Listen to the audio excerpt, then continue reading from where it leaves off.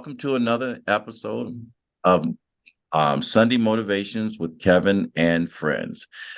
This month is February.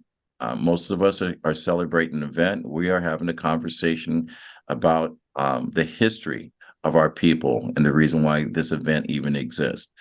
I'm sitting here with my co-hosts, which are making history. Each and every last one of us right now, Gilda and Christopher James, Otis, the voice of our show, Spencer, Naheem Garcia, Larnez, Denise Lopes. We are Black History. Today, our quote will be focusing on the unspoken truth and the pushback on the contributions of our people and examine the different ways of how, I'm going to say, Black women in our history and the new generation of our women of color. So I'm talking about the melanated population that is still struggling even today as they have to cross hurdles and meet challenges of their truth and their contributions being Black Americans. And even though we have people that are making history, we need to celebrate those events today. I am asked, where do I start?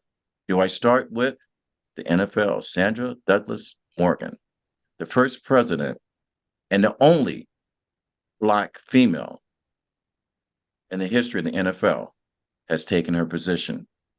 I'll talk about that during my share.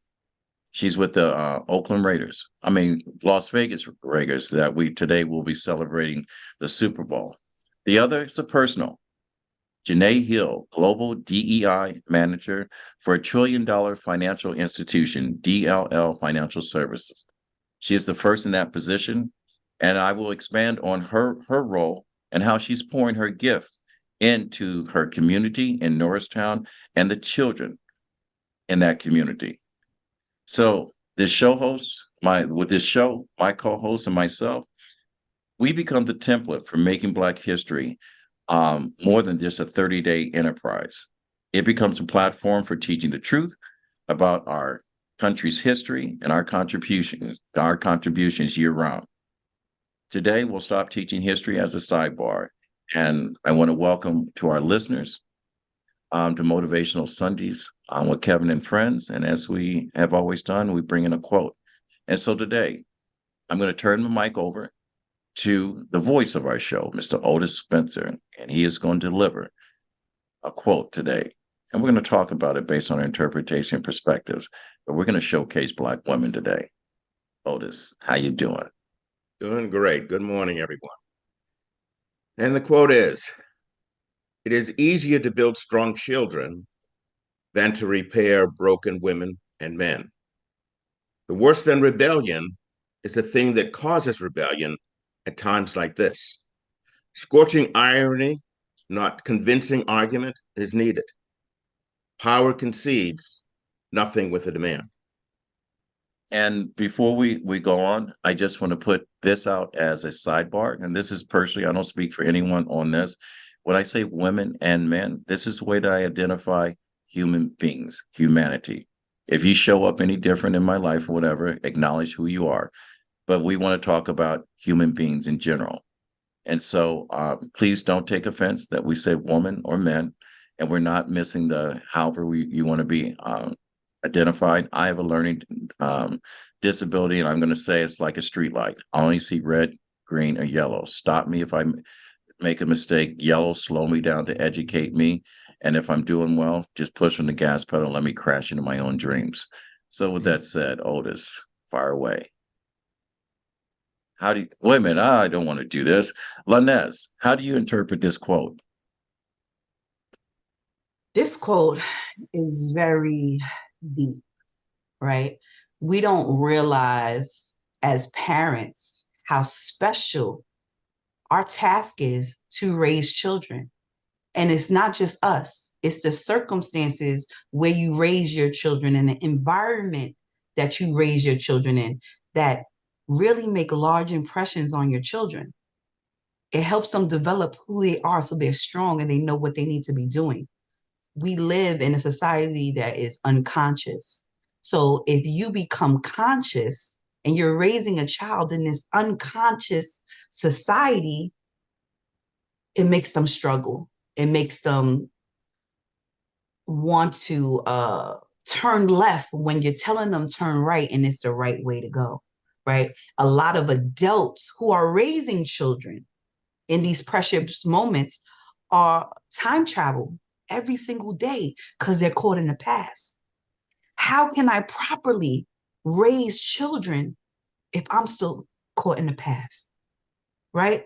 The only difference between you and your child is you arrived here before them, right? It's an opportunity for you to reparent yourself so you can make that impact on what you're supposed to be doing and what they're supposed to be doing here. Because we think, oh, nature happened, I met a man and I just happened to have a child with him. No, everything is divine timing. Everyone is connected to who they're supposed to be connected because it's God's will. Or if you don't believe in God, it's a higher power that made that happen, right? So we need to actually sit down and take time and understand the impact we have on a child's life between the ages of 1 and 8. Because once they become 8, all the habits, all the blueprint, all the foundation that you place there is permanent. That's their blueprint for the rest of their life. It's like they were a computer and you put all the data you needed inside of it so it can run. But now when they turn 8 and they experience the world, they're supposed to upload that data, right? They're updating the data so they know how to pivot. So it's truly special that we plant certain seeds and we expose our children to certain stories. So when they become adults, they're able to thrive. They're able to move. Things are not getting chosen for them because they're able to stand up confidently and make them choices for themselves. So I want to say it is definitely easy to build a child into an amazing adult. It's a little harder to do it when they're adults already. So if we tune in and we notice that we are in war, we are at war. Everything around us is trying to cap us. We should have no cap to our abilities. So this quote, basically, tune into your children, pour into them as much as possible because it's important not only to you, it's important to them in the world. So true. God made women to be the majority. Without a struggle, there can be no progress. The soul that is within man begins with the heart of a woman. Inez, I couldn't have said it any better the way what you did. And for you to be an author and be a mother of some dynamic women, my hat goes off to you. And thank you for this share. Gilda, this quote, is it easier to build a strong child than repair a broken woman or a man? Politically correct humans? Well, this quote speaks of two profound opportunities shared by parents. One, it introduced the kids to Jesus, and two, to raise your young men and women to be people of strength and character. So pretty much what Lanez was saying about raising, it's easy to raise a kid or a young person, you know, and this way, when you start off young, you don't have to worry about trying to retrain them when they're older. So I think this is a wonderful quote that we're doing today. Yeah. And I agree with you. And thank you, Gilda. A woman of few words, Yes. but so powerful, our queen. Naheem Garcia. All right, we said the whole quote by Frederick Douglass. And I know the pot is boiling over in your chair. It's hot, whatever. Like to hear your share. It is easy to build strong children and to repair broken women and men. Worse than rebellions is the thing that causes rebellion. We've been trying to fix grown folks for years. And the problem is not fixing the grown folks. The problem is going into, we talked about data and the evil input that's been put into the data because we're teaching them to hate each other. Hate your gender, hate your identity, hate your being. And we don't even try to listen. The one key about having children is listening. Got to listen to them. Now, I'm a school teacher. I work with young people all the time. I am a father. I'm a grandfather. And my children did just fine. May have not been because I dropped so many dimes and pearls. It's more so because their mothers were strong and good women. Their mothers cared about them, and no matter where station they were at, they weren't leaving their babies. It was easy for me to jet around and move about. But mamas, real good mamas, and even the bad ones, even the bad ones, she might be mistreating them babies and giving them, but she ain't abandoning them. And one thing that you can guarantee on is your mama.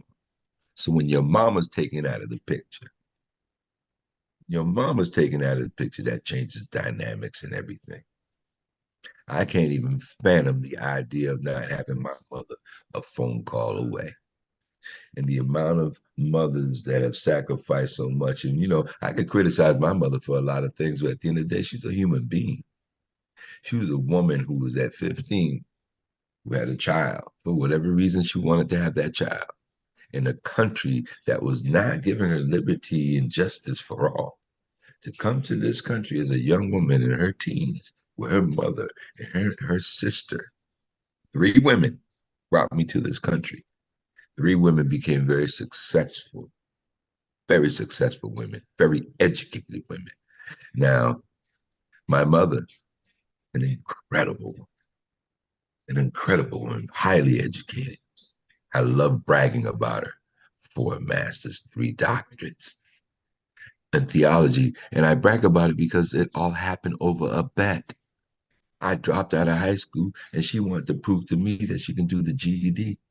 And if she can do it, I can do it. So 4 masters and 3 doctorates later, this woman is still going. And yes, has my mother been the greatest mom? Always. Has she had difficult times? Always. Has she been the wisest woman? Always. Has she had dumb moments? Always. Has she been a good and kind mother? Always. Has she been angry and mean? Always. My mother's a human being and a wonderful woman, and I can't fathom a moment without her. So I give praises to all mothers and my aunt, my mother and my aunt, who both had a hand in who I am today, along with every other woman that has touched me. So yes, it's okay to give it to the sisters because they take on a lot, but don't ever forget your brothers because we stand by you, stand under you, support you. Good man. Even that bad man, he give you something to remember. He give you a lesson you need. Everything is important. Everyone is important, even if you don't think so. Peace. Boy, I almost faded to black on that. That was so freaking fun. I thought Larnez had put a spell on you. Naheem, you know something? This is the reason why I love you, brother, because when you show the world who you are, you don't hold back. And I'm proud of your mother. And if there's any other mother that has a son or daughter that speaks of them this way, sit back and give yourself some love. All right, because that's what we're giving to you. We're showcasing because you are Black history. We are Black history. And because of the struggles that so many people that look like us have made, we make history every single Sunday. We open our mouth because we get a chance to speak our truth. And with that said, again, my hat goes off to my military brother over here to serve the country. I grew up in a military family. I have mad respect for you. You've done something that I never had an opportunity to do. And I'm proud of you. Even though our country, when you came home, may have turned its back on you, those of us that look like us and look like you, We are proud of you and thank you for your service. So Christopher, this quote, before we go on, I'm asked Otis to go ahead and repeat the whole quote by Frederick Douglass to anyone that has just listened in. And I'm going to suggest that today is one of those shows that you share and you listen to over and over again until your heart feels a certain type of way. You change your view and how you look at the world. Otis, go ahead, fire it up. It is easier to build strong children than to repair broken women and men. The worse than rebellion is the thing that causes rebellion at times like this. Scorching irony, not convincing argument is needed. Power concedes nothing with a demand. Right, Christopher. Before I go into any other feeling or explanation, I absolutely love that backdrop that Otis has. When you talk about service, when you talk about the sacrifices that we've made, I can't help but be led to a tear. When we think about the contributions of the men represented in Otis's background, and just study the faces, if you will, for a second. Those men probably have very little to say, I own or I have to protect, other than the feeling and the thought and the promise of this country. Those men stood there ready to give their lives for a country that they held in their mind to represent them, to preserve them, to offer a better life for them. Now that promise has never been, realized. But if you look in their eyes, every single one of them held that promise, believed that promise, and were willing to sacrifice whatever it took to make that come true. We are years past that. I served with pretty much the same ideal, that I'm serving a country that will one day properly respect and properly serve me. But that's really not the issue here. I was asked to talk about something else, but that's fine. Picture definitely compels me, and I cannot look into those men's eyes and not see the exact same feeling that I had back in '72 when I enlisted. But on the quote, and Naheem, did you lose that bet? My goodness.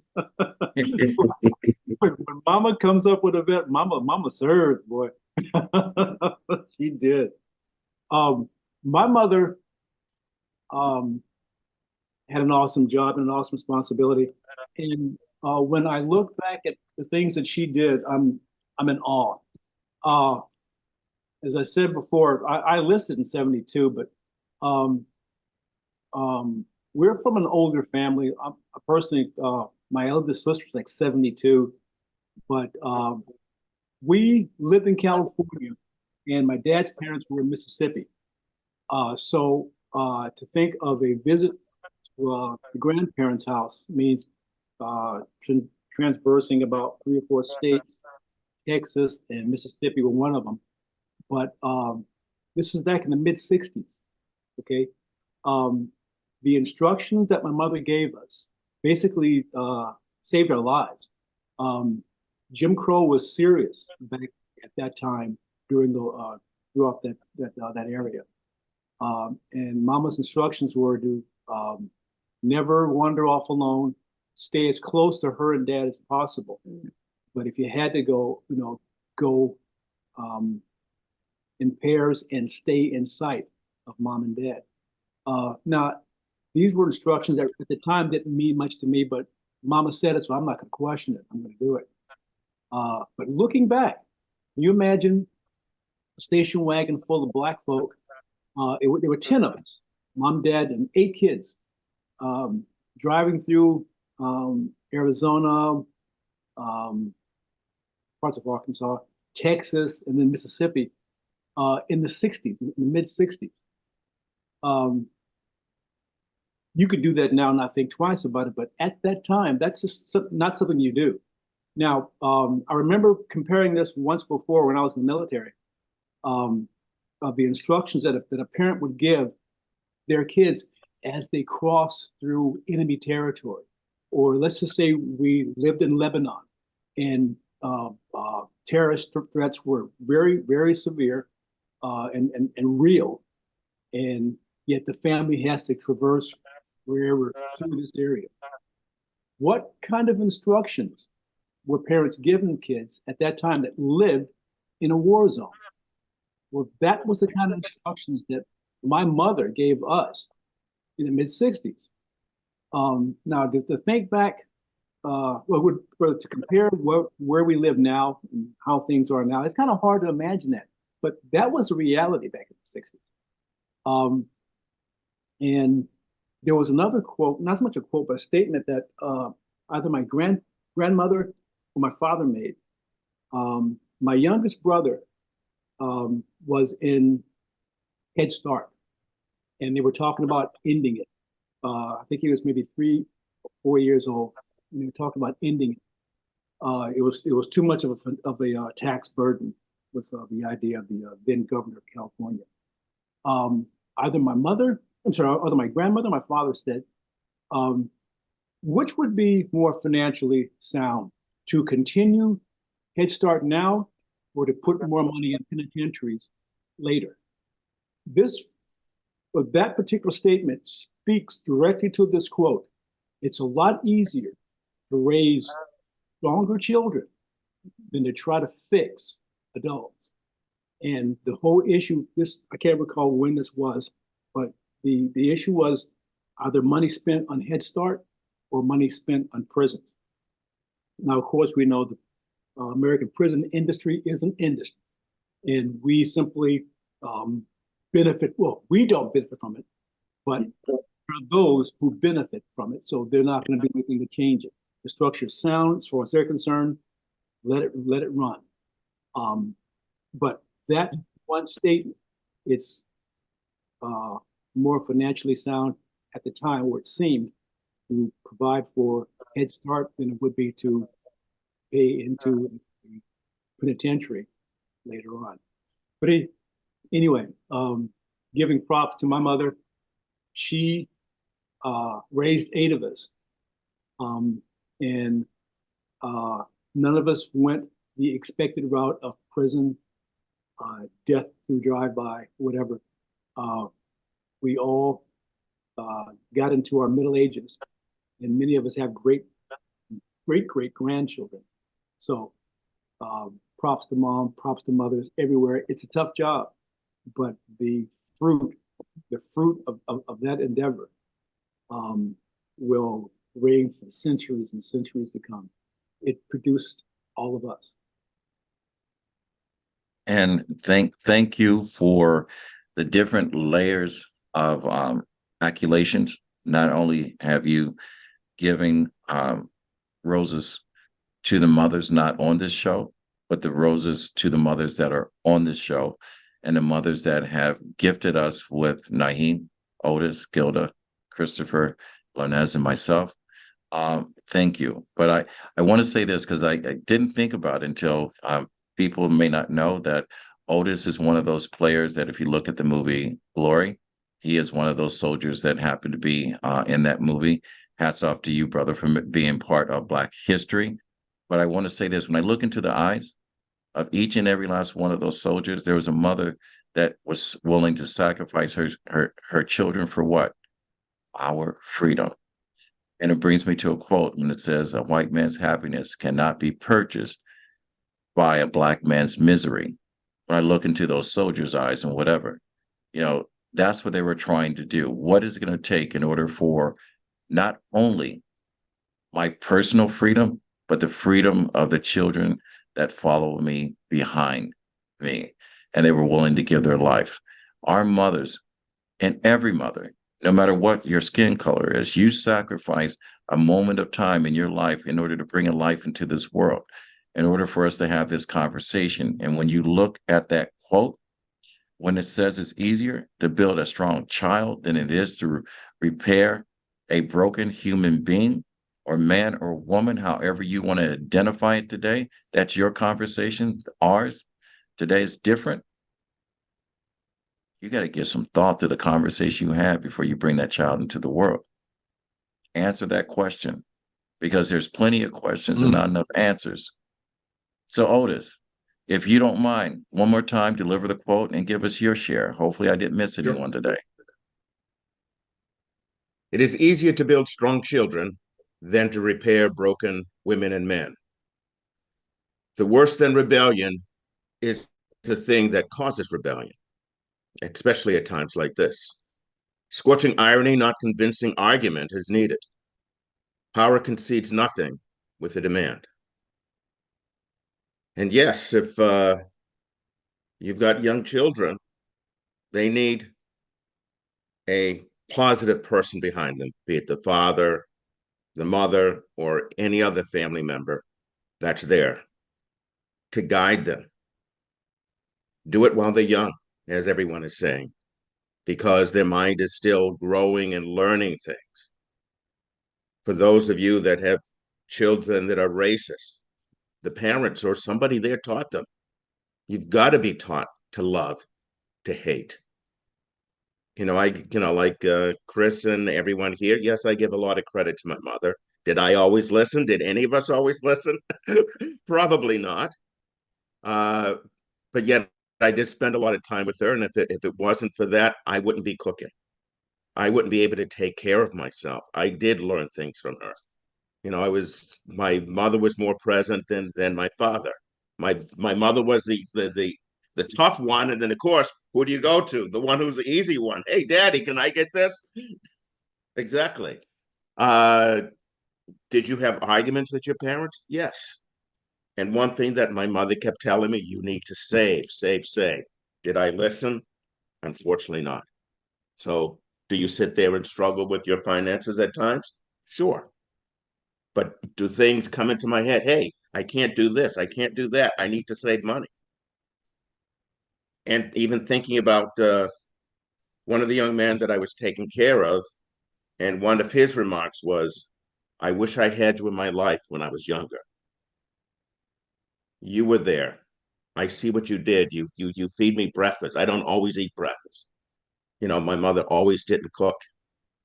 You are a good role model, even though what you're telling me right now, I find difficult because that was not ingrained in me.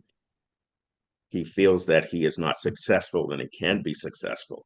He says, my generation is like this. I said, no, it's up to you. You have the strength to get out of whatever mess you think you're in or whatever lifestyle you think you're in. You can move on. Any of us can move on.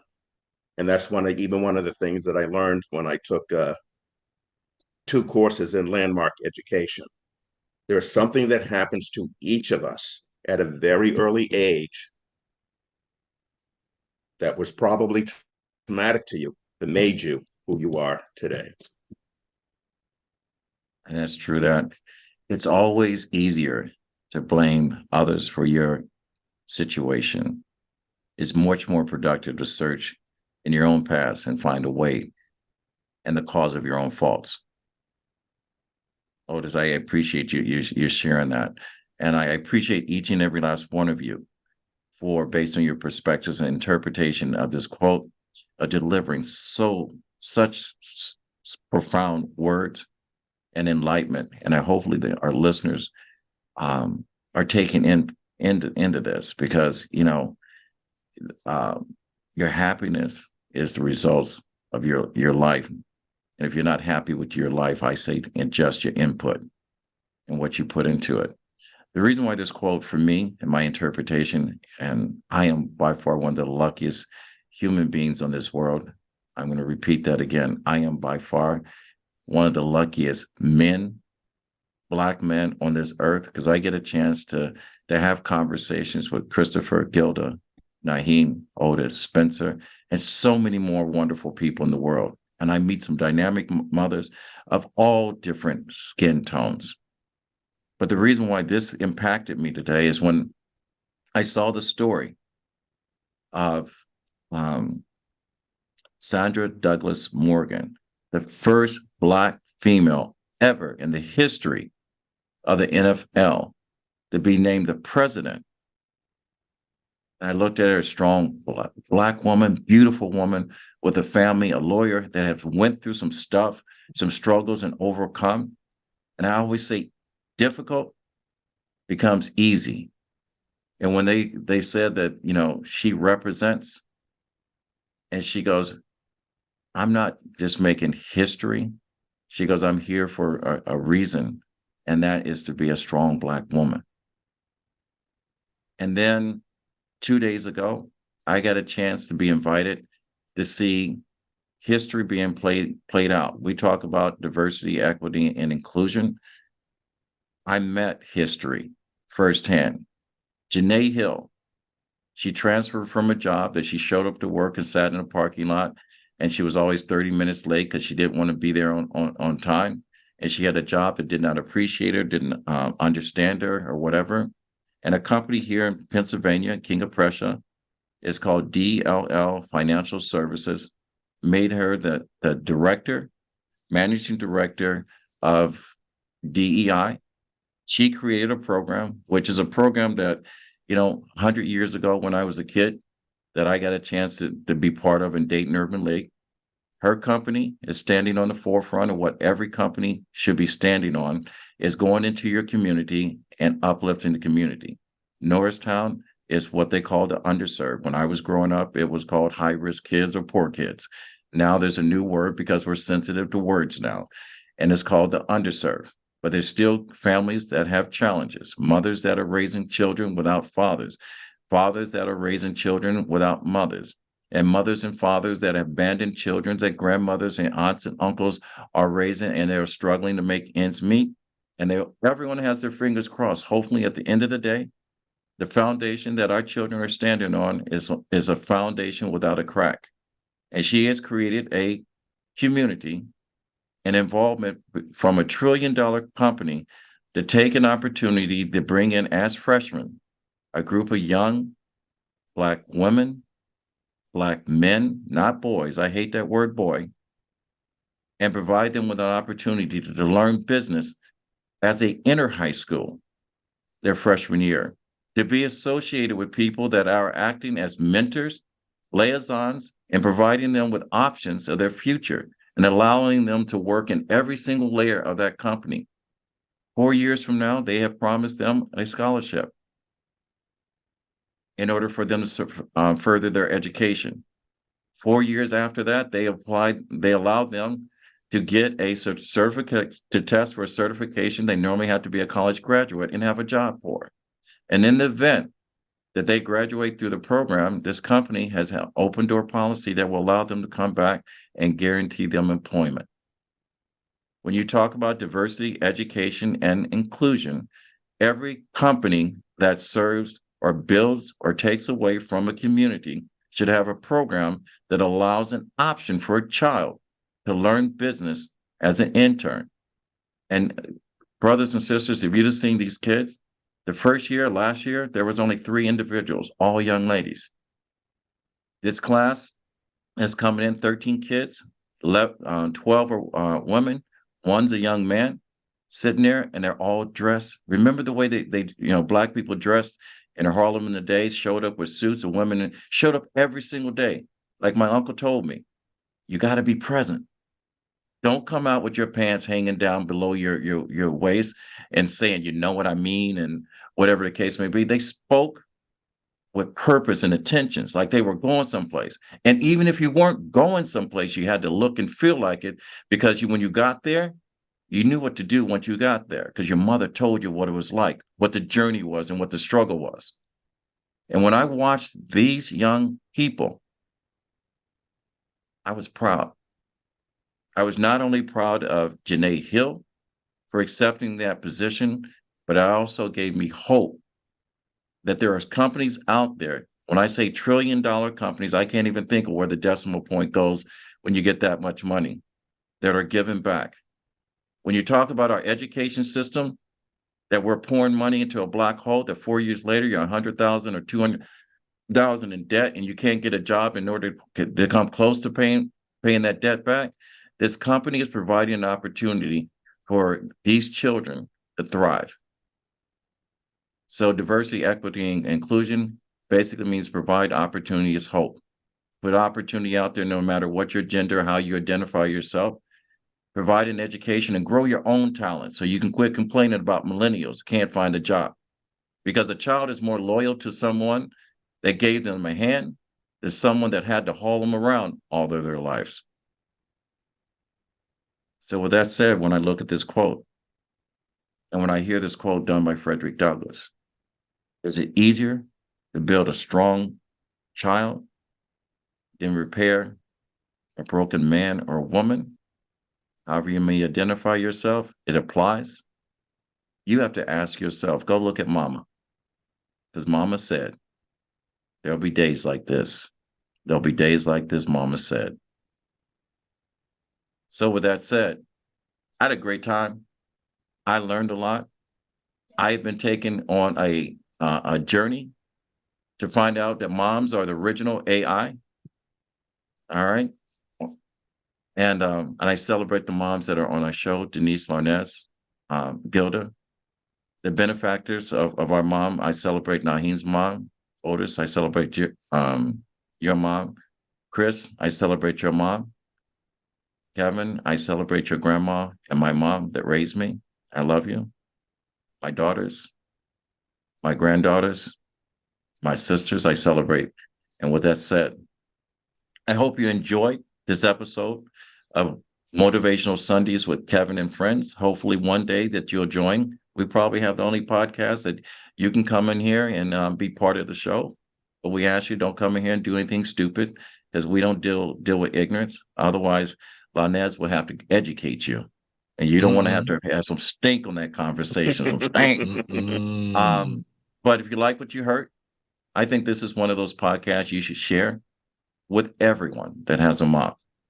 This is one of those podcasts that if you like what you've heard, we'd like to hear your comment.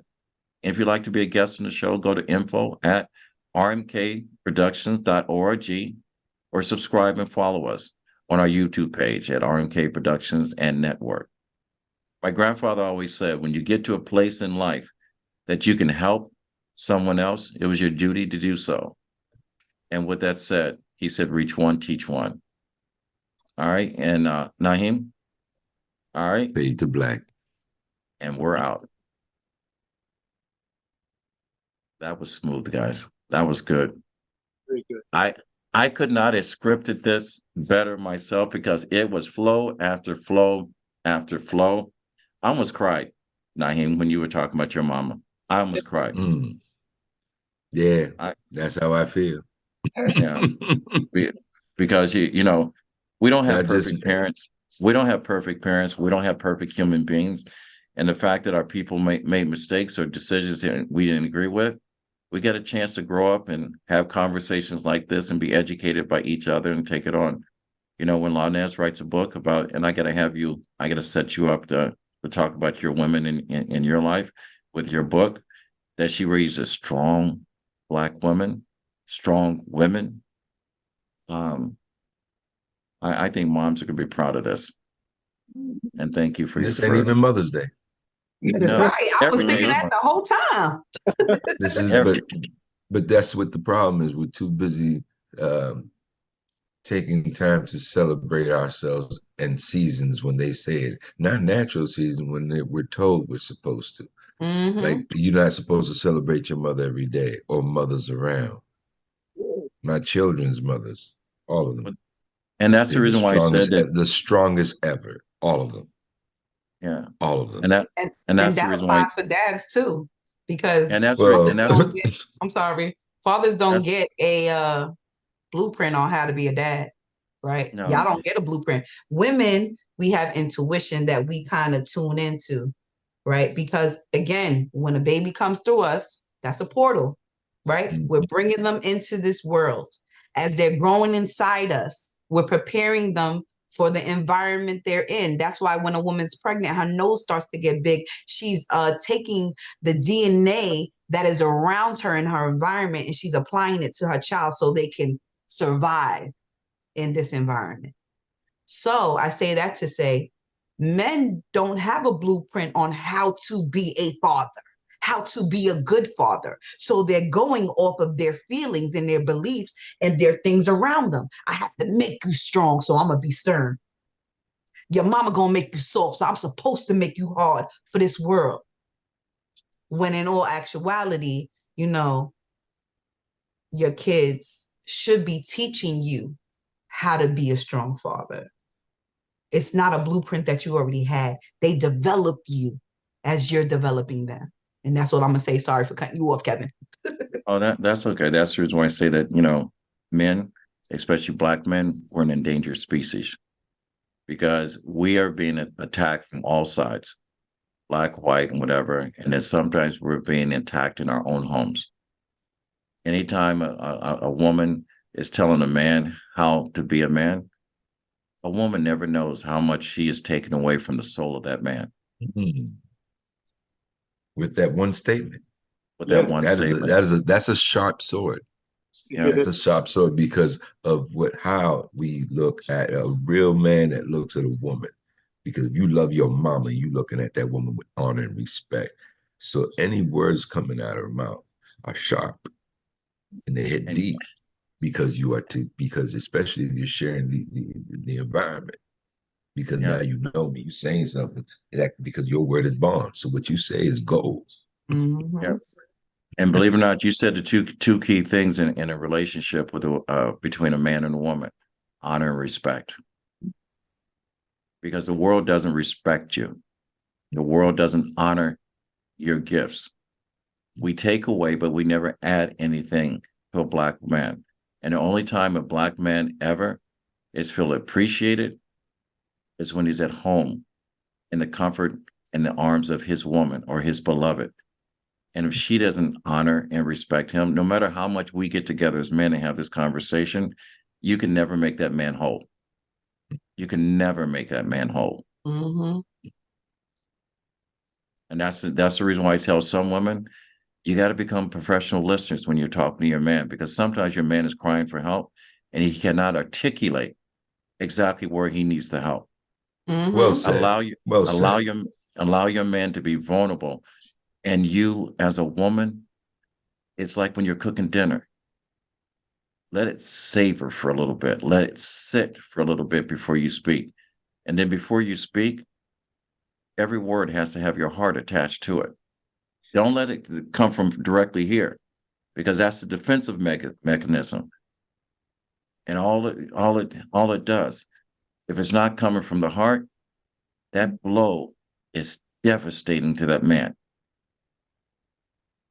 And sometimes when it comes from the heart, that's why it's devastating, because you believe it's coming from the heart. Yeah. Why else would you take it the way it comes? Because you see, your word is gold. Yeah. Your word And is man, gold. all a man wants to do is go out there and be appreciated and loved. And That's why all he I wants to put do. in the chat. The only things we remember in life is stars and scars. Them star moments and them scar moments. The only thing you remember in life is stars and scars. That's right. Those stars in your life and those scars in your moon. I try to make every moment a star, especially when I'm in here. Star moments. Yes. You know something? You kill it in here, Lonez. You kill it. All right. Nice job. So with that said, enjoy your day, celebrate, and a big hug to all you guys. Naheem, we are coming. I am coming. We are coming because I'm picking up Larnez to your show. So just give us the details so we can make plans, and I can get a hotel room. All right. Well, listen. When is it supposed to be? When is it? What month? Hold on, wait I mean, what month? What month? I'll put it. Is there? I'll put it in. Just put in the email so we can all remember it. Just reply to it. The other thing is, when we get there, I'm going to try to make arrangements with a photographer to have all of our pictures taken. And I'm probably going to say, we're all white. Do a white party. So you want me to look like a marshmallow? Well, you know something? Let's wear black and white. Let's wear black and white. Let's wear black And and listen, white. just wear some clothes. We have to be color coordinated. Come on, this is a black show. We supposed to be color coordinated. Let's just wear black. Let's wear black and white so no one becomes part of a neutral in there, and we'll find a place to do that. But I want to go ahead and make arrangements to do that, and so that way that becomes the background for our show. That's what I'm looking at, and hopefully Larnez is going to help us with a grant. My goal this year, I told you, to get everyone paid to be on this show. So that's my goal in order to bring home something to my family. Go reach that goal, brother. You go reach that goal. We will reach it. Go reach it. With that said, I'm fading to black. Peace. All right. Take care. Bye-bye.